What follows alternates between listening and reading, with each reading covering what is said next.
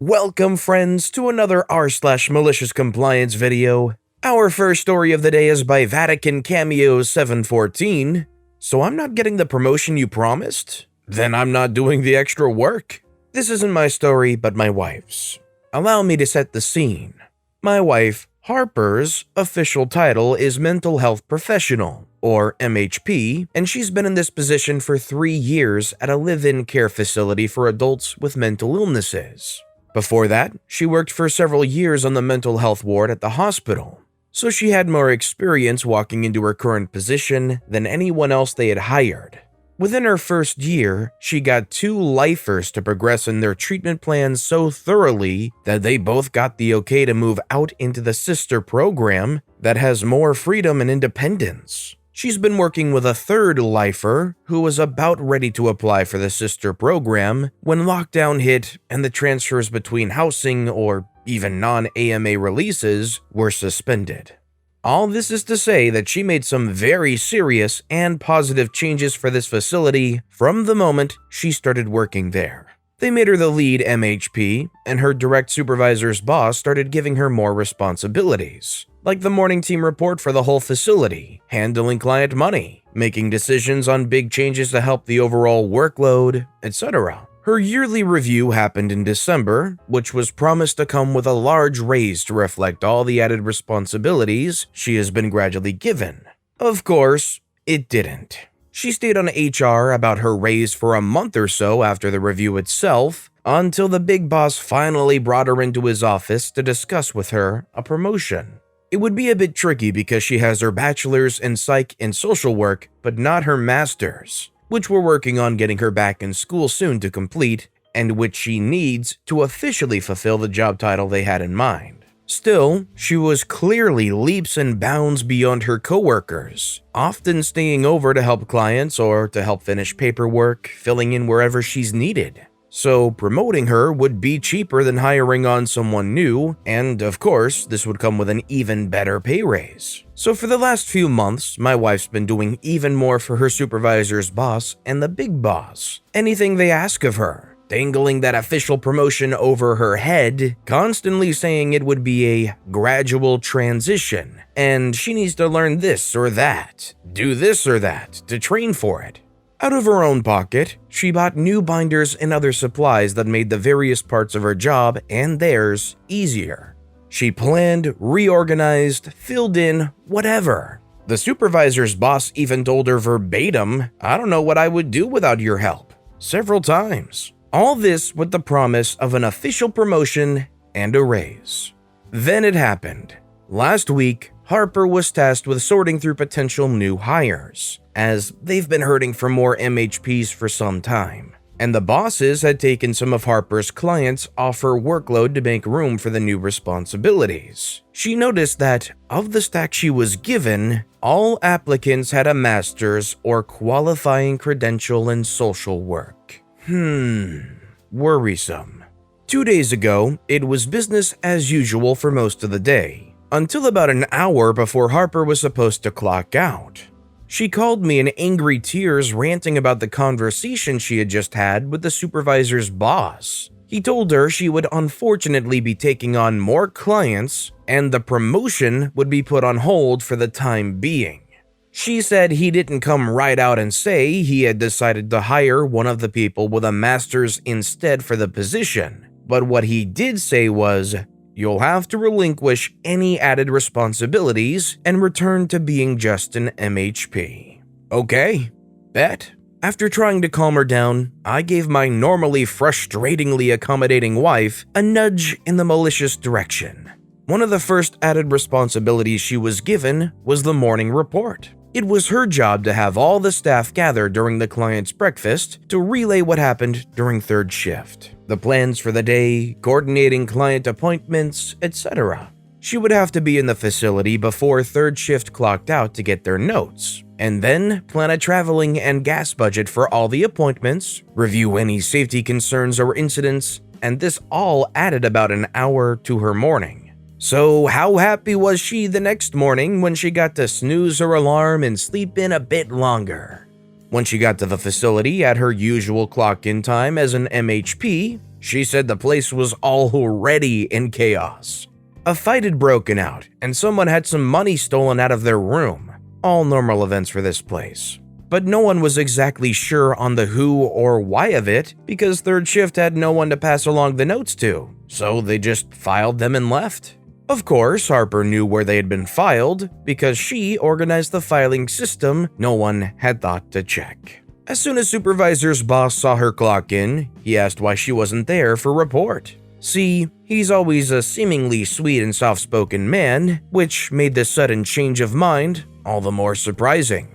Harper said she just stared him down, trying not to grin, and said, "I'm just an MHP. I can't handle the morning report." She then spent the rest of her day giving him the cold shoulder, relaying only necessary information to him while focusing on her clients and paperwork. I wanted to be clear. It isn't that they chose a more educated person for the higher position. That makes plenty of sense.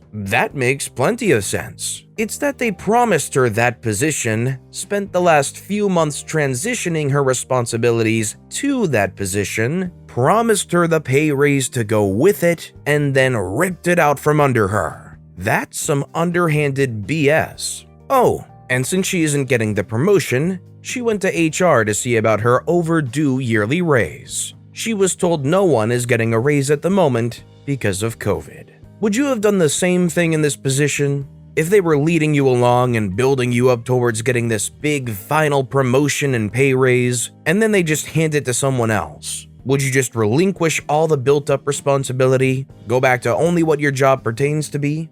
Let me know in the comments down below. This next story is by Seven Sanset. Yearly raises. I work in retail as supervisor. Last year we had no raise due to COVID and blah blah. This year we had to make a self-evaluation of our performances. Sure thing. I did a 12-page review explaining all my new tasks I've got since last year, which is basically my manager's job plus. Back to this year review, I had a 3-cent raise. And the manager said, "Yeah, this year's raises doesn't consider your performance." Alright, no need to perform. I stopped doing all my new tasks, cause I ain't doing pro bono. Been 2 weeks since then and it's complete chaos. I'm no longer doing the payroll, not doing the schedule, and much more. Boss asked what the heck's going on, and I told him, "Nope, not my job." Felt great. What I don't understand is why would you ask somebody for a self-evaluation of your performance and then follow that up by giving them a really crappy raise and saying, "Yeah, you know that performance you evaluated? Doesn't matter." It's like, oh, wow, okay, well, now I'm very motivated. Thanks a lot.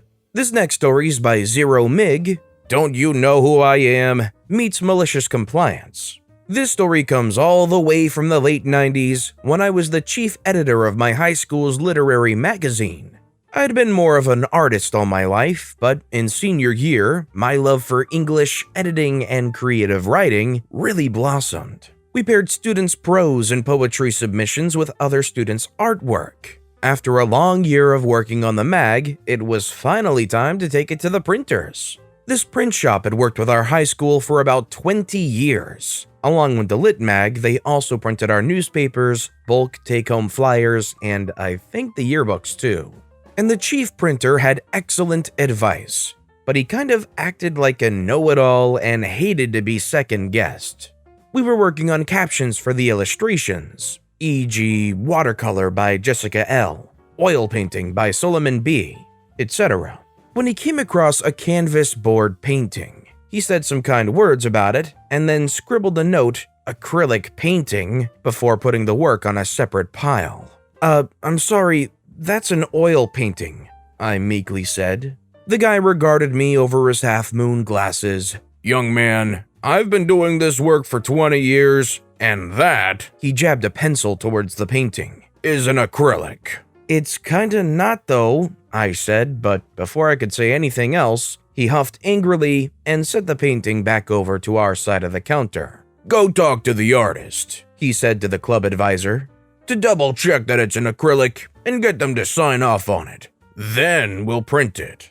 My advisor, without missing a heartbeat, turned to me and asked, "Hey, is this an acrylic?" "Nope." I said, and signed the release form he placed in front of her. It's an oil painting. This story is really satisfying. I just wish I could see how the guy reacted after that point. Like, did the guy apologize? Did he look flustered? Did he act weird? That's what I really want to know. This next story is by Roots to Riots. Glorified manager wants job security. So I work in the tow industry as a dispatch supervisor for a company that specializes in heavy equipment moves and trailers, on top of regular tow industry stuff like tire changes, boosts, and lockout services. I have a manager who we'll call Jeff.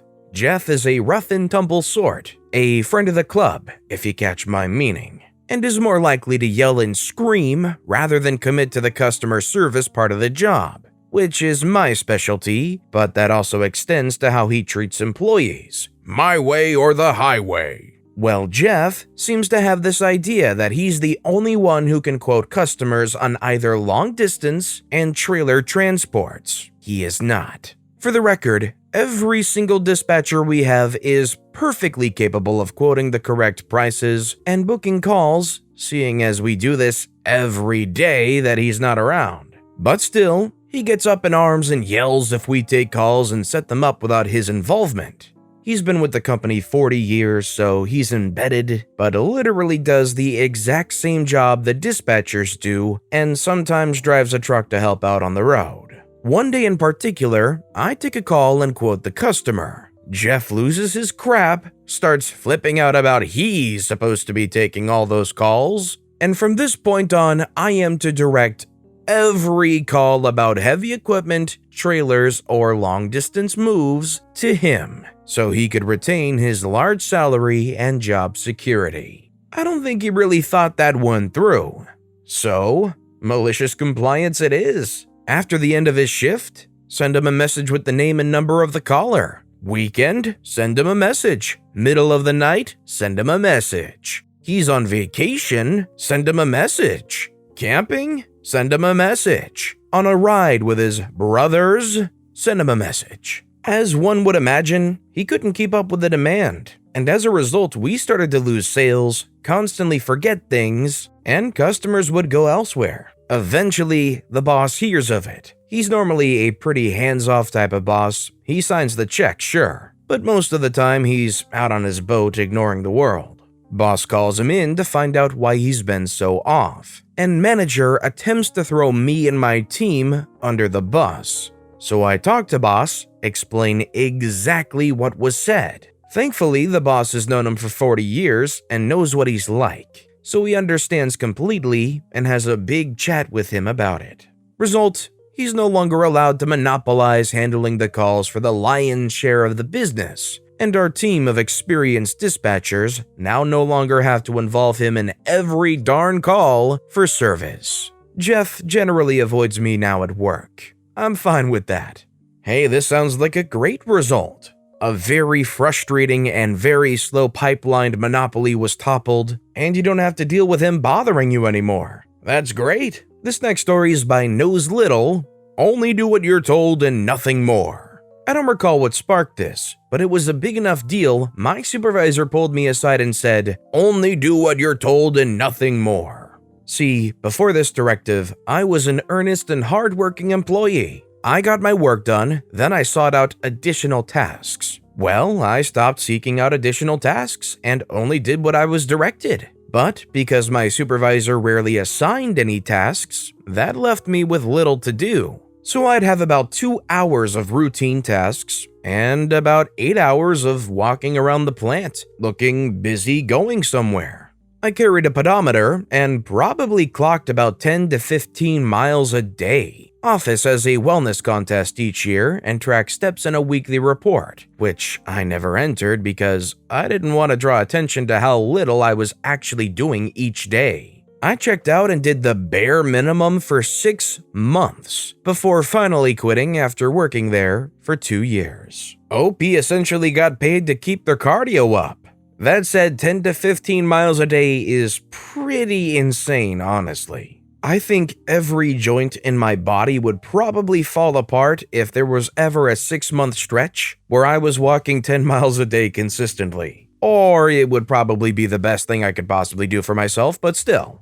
But with that being said, that's all the time we have for today. So if you have a favorite story of the day, let me know which story and why in the comments down below. But besides that, if you enjoyed the video, please consider giving it a like, and if you haven't, subscribe and turn notifications on so you'll never miss an upcoming video. No matter what you do, whether it's just viewing the video, liking, subscribing, turning notifications on, I appreciate the heck out of it. Every little thing that you do helps the channel grow that much more, and I can't thank you enough for it. So, until next time, I hope you all have a wonderful day, and I'll be right here next time on the Storytime channel.